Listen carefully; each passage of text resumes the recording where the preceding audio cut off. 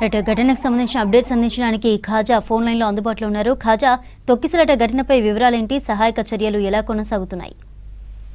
చంద్రిక, శ్రీకాకుళం జిల్లా కాశీబుగ్గ ఆలయంలో జరిగినటువంటి అమానుషమైన ఘటనపై చంద్రబాబు సీరియస్ అయ్యారు. ఖచ్చితంగా ప్రైవేటు వ్యక్తులు నిర్మించిన ఆలయంలో ఎటువంటి భక్తులకు ఏర్పాట్లు లేకుండా భక్తులు మరణానికి కారణమైన వారిపై కఠిన చర్యలు ఉంటాయని చెప్పేసి కూడా ఆయన అనంతపురంలో మాట్లాడడం జరిగింది. అదేవిధంగా AP deputy CM Pawan Kalyan తో పాటు నారా లోకేష్ కూడా తీవ్రంగా స్పందించారు. నారా లోకేష్ ప్రస్తుతం సంఘటనా స్థలానికి ఆయన బయలుదేరారు. అయితే ఆలయంలో జరిగిన ఘటన పూర్తిగా ప్రభుత్వానికి సంబంధం లేదు, అదేవిధంగా దేవాదాయ శాఖకు అసలు పూర్తిగా సంబంధం అని చెప్పేసి కూడా ప్రకటించడం జరిగింది. అయితే దేవాదాయ శాఖ పరిధిలో లేని ఆలయాలలో ఎటువంటి పూజలు నిర్వహించినా లేకుంటే ఇట్లాంటి ఆలయాలు పూర్తి స్థాయిలో కూడా నిర్మించిన తర్వాత కూడా ఒక సమాచారం పోలీసులకు ఇవ్వాలి. ప్రతి ఏడాది పూజలు జరిపే ఆలయాల్లో కూడా పోలీసులకు అదేవిధంగా దేవాదాయ శాఖ అధికారులు సమాచారం ఇవ్వకుండా నిర్వహిస్తున్న ఆలయాలపై కూడా రాష్ట్ర వ్యాప్తంగా ఉన్న ఆలయాల మీద కూడా చర్యలు చేపడతామని చెప్పేసి కూడా దేవాదాయ శాఖ మంత్రి ఆనం రామనారాయణ కూడా వెల్లడించడం జరిగింది. అయితే ఈ రోజు జరిగిన ఈ ఘటన దాదాపు ఆలయం పూర్తయిన తర్వాత 12 ఎకరాల విస్తీర్ణంలో వెంకటేశ్వర స్వామి ఆలయాన్ని నిర్మించి అక్కడ పూజలు నిర్వహిస్తున్న పరిస్థితి. అయితే ఆలయ ప్రాంగణంలో 2000 నుంచి 3000 వరకే భక్తులు ఆ ప్రాంగణం పరిధిలో నిలబడేందుకు పూజలు అందుకునేందుకు మాత్రమే వెసులుబాటు కల్పించడం జరిగింది. అయితే ప్రతి ఏడాది కూడా 3000కి ఎప్పుడు కూడా భక్తులు మించి రాలేదని చెప్పేసి కూడా ఆలయ నిర్వాహకులు చెప్తున్నటువంటి పరిస్థితి. అయితే ఈ ఏడాది అత్యధికంగా అక్కడికి ఇంత పెద్ద స్థాయిలో భక్తులు ఎందుకు వచ్చారు, ఎలా వచ్చారు అనే దాని మీద కూడా ఒక సోషల్ మీడియాలో ఆలయ ప్రతిష్ఠ గురించి ఆలయం అక్కడ ఉన్నటువంటి ఆ ఆలయంలో ప్రత్యేకత అంటే తిరుపతి తర్వాత దీన్ని చిన్న తిరుపతిగా పిలువబడతారని చెప్పే విషయాన్ని కూడా సోషల్ మీడియాలో ఎక్కువగా దాన్ని సోషల్ మీడియా పోస్టులు చేయడంతో కూడా చాలా మందికి ఈ విషయం తెలిసి అక్కడికి వెళితే దైవ దర్శనం చేసుకుంటే తమ కోరికలు తీరుతాయని చెప్పేసి కూడా భక్తులు అత్యధికంగా దాదాపు 25,000 మంది భక్తులు అక్కడికి రావడం జరిగింది. అయితే 3,000 కెపాసిటీ ఉన్న ప్రాంతంలో 25,000 మంది భక్తులు ఒకసారి వచ్చేసరికి అదే క్రమంలో ఈ దేవాలయం నిర్మాణము అంటే ఫస్ట్ ఫ్లోర్ కి ఎక్కే మెట్లు కట్టే పరిస్థితి, ఇరుకుగా ఉన్నటువంటి పరిస్థితి, అక్కడ బార్కెట్ కూడా స్టీల్ తో ఈ మధ్య కాలంలోనే ఆ స్టీల్ నిర్మాణం కూడా జరిగిందని చెప్తున్నారు.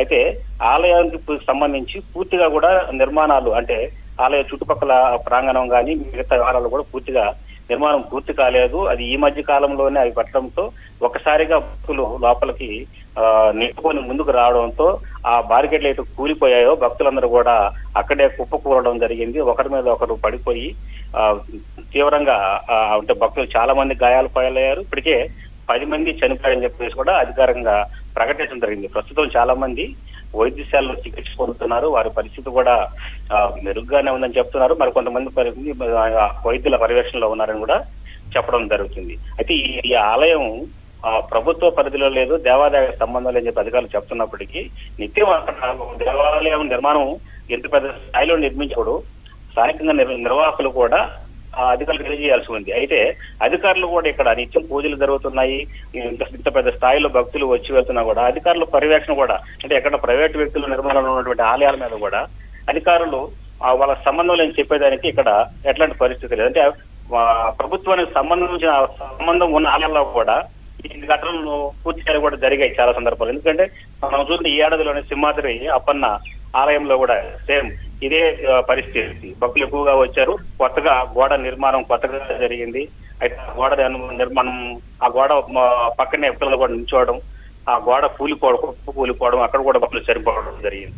అదేవిధంగా గత ఏడాది ముక్కోటి ఏకాదశి తిరుపతిలో కూడా ఇదే పరిస్థితి, భక్తులు నెట్టుకునే తీవ్ర విషయాలు జరిగింది. అంటే తిరుపతిలో ఎప్పుడు బందోబస్తు ఉంటుంది, పోలీసులు ఉంటారు, అధికారికంగా జరిగే కార్యక్రమాలు అట్లాంటి ప్రాంతాల్లో కూడా సంఘటనలు చోటిస్తున్నాయి. అయితే ప్రైవేటు వ్యక్తుల నిర్మాణం ఇంత ఆలయం నిర్మించేటప్పుడే స్థానికంగా ఉన్న అధికారులు ఈ నిర్మాణం చేసే నిర్వహణ పిలిపించి అధికారంగా నిర్మించేటప్పుడు ఇక్కడ భక్తులకి ఏర్పాటు చేస్తున్నారా లేదా ఒక కమిటీ నిర్మించారా లేదా ఇట్లాంటి సందర్భాలు వచ్చినప్పుడు ప్రత్యేకంగా సిబ్బందిని ప్రైవేట్ సిబ్బందిని నియమించి ఏర్పాట్లు పూర్తి స్థాయిలో చేస్తున్నారా లేదన్న కూడా స్థానిక పరిశీలించాల్సిన అవసరం ఉంది. కానీ ఇక్కడ అలాంటిది ఎక్కడా జరగలేదు. అంటే ఇంతకాలం స్థానిక అధికారులు కానీ లోకల్ గా ఉన్న పోలీసులు కానీ ఈ ఆలయం పైన కానీ ఆలయానికి వచ్చేటువంటి భక్తులకి పైన ప్రత్యేక శ్రద్ధను ఎక్కడ చూపించిన పరిస్థితి లేదు. ఇప్పుడు సంఘటన జరిగిన తర్వాత ఇది ప్రైవేటు వ్యక్తులు నిర్మించిన దేవాలయము, ఈ ప్రభుత్వ సంబంధం లేదని చెప్పేసి కూడా ప్రభుత్వం సంబంధించినటువంటి మంత్రి ఆ విషయాన్ని కూడా ప్రకటించడం జరిగింది. అది ఏది ఏమైనా కూడా జరిగిన చాలా దురదృష్టకరం. 10 మంది ఏకాదశి నాడు చనిపోవడం, ఆ ప్రాంతం అంతా కూడా అంటే ఏపీ వ్యాప్తంగా కూడా తీవ్రంగా ఈ విషాద సంఘటనను జీర్ణించుకోవాలన్న పరిస్థితిని కూడా చెప్పుకోవచ్చు.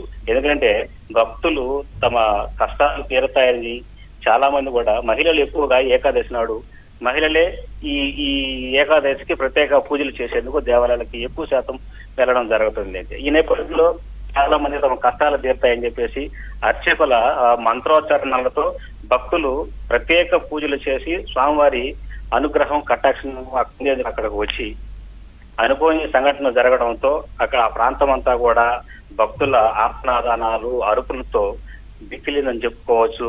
చుట్టుపక్కల ఉన్నటువంటి భక్తులందరూ కూడా భయభ్రాంతులకు గురయ్యి ఎక్కడికక్కడ పరుగులు తీయడంతో కూడా ఈ ఘటన జరిగింది. అయితే ప్రస్తుతం దేవాలయ పూర్తి స్థాయిలో కూడా భక్తులందరినీ కూడా బయటికి పంపించేసి దేవాలయానికి తాళం వేయడం జరిగింది. దేవాలయం పెట్టకూడదని చెప్పేసి కూడా ఆంక్షలు విధించారు. ఆలయం నిర్మించినటువంటి ఏదైతే నిర్వాహకులు ఉన్నారో వాళ్ళని అదుపులోకి కూడా తీసుకోవడం జరిగింది. ఈ ఆలయ నిర్వహణకు సంబంధించి పూర్తి స్థాయిలో కూడా అంటే ఆ నిర్వాహకులు ఎవరైతే ఉన్నారో వాళ్ళని పోలీసులు కూడా ప్రస్తుతం అదుపులోకి తీసుకున్నారు. అయితే నిర్వాహకులు చెప్పేది ఏంటంటే మేము ఎప్పుడు ఊహించలేదు ఇంత పెద్ద స్థాయిలో భక్తులు వస్తారని. చాలా కాలం నుంచి కూడా ఈ గుడి ఇక్కడే ఉంటుంది, మేము పూజలు చేస్తున్న పరిస్థితి 2 నుంచి 3 వేల మంది సంఖ్య ఎప్పుడు పెరగలేదు. ఈ సంవత్సరం అనుకోకుండా విపరీతంగా భక్తులు రావడం అనే ఘటన జరిగింది. ఈ జరిగిన సంఘటనకి మేము ఎలా బాధ్యులవుతామని చెప్పేసి కూడా నిర్వాహకులు చెప్తున్నటువంటి పరిస్థితి. ఏది ఏమైనా ఈ ప్రైవేటు సంబంధించినటువంటి ఈ ఆలయం నిర్మించి ప్రైవేటు వ్యక్తుల ద్వారా ఈ నిర్వహణ అంతా కూడా జరుగుతుంది కాబట్టి ప్రస్తుతం జరిగిన సంఘటనని పూర్తిగా నిర్వాహకుల మీదకి అటు అధికారులు అయితేనేమి ప్రభుత్వం అయితేనే నిర్వాహకుల మీద పూర్తి స్థాయిలో కూడా బాధ్యత ఉంటుందని చెప్పేసి విధంగా కూడా మాట్లాడడం జరిగింది. అయినప్పటికీ ప్రభుత్వ యంత్రాంగం అదేవిధంగా ప్రభుత్వానికి సంబంధించినటువంటి మంత్రులు అందరూ కూడా ఆ ప్రాంతానికి చేరారు. పలాస ఎమ్మెల్యే గౌతు శిరీష కూడా అక్కడే ఉంటూ నిత్యం అక్కడ ఉన్న పరిస్థితులన్నింటి కూడా సమీక్షిస్తూ ప్రజలందరూ కూడా ఇబ్బందులు లేకుండా చేసే ఏర్పాట్లు పూర్తి చేస్తున్నారు. మరోపక్క వైసీపీ మాజీ మంత్రి సిదిరి అప్పలరాజు కూడా అక్కడికి చేరుకున్నారు. ఆయన స్వతహాగా డాక్టర్. ఆయన అక్కడికి వచ్చేసి అక్కడ ఉన్నటువంటి ఎవరైతే సమస్యలు పడిపోయినటువంటి వారందరినీ కూడా ఆయన పరీక్షిస్తున్నారు, వైద్యులు అందిస్తున్నారు.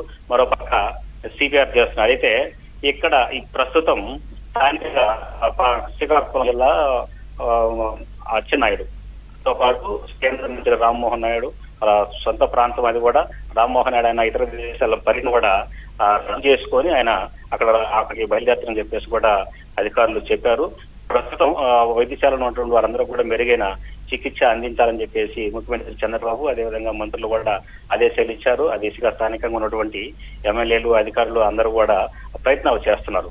అయినప్పటికీ ఈ రోజు సాయంత్రం వరకు ఈ ఘటనకు సంబంధించి చాలా మంది స్పృహ కోల్పోయిన వ్యక్తులు కానీ వైద్యశాలలో ఉన్నటువంటి వాళ్ళకు సంబంధించినటువంటి బంధువులు కానీ చనిపోయిన వాటి కుటుంబాలకు సంబంధించిన వివరాలు కానీ పూర్తి స్థాయిలో కూడా అందరికీ చేరవేసి పూర్తి స్థాయిలో జరిగిన ఘటనపై దురదృష్టకరం విచారం వ్యక్తం చేస్తున్నాం.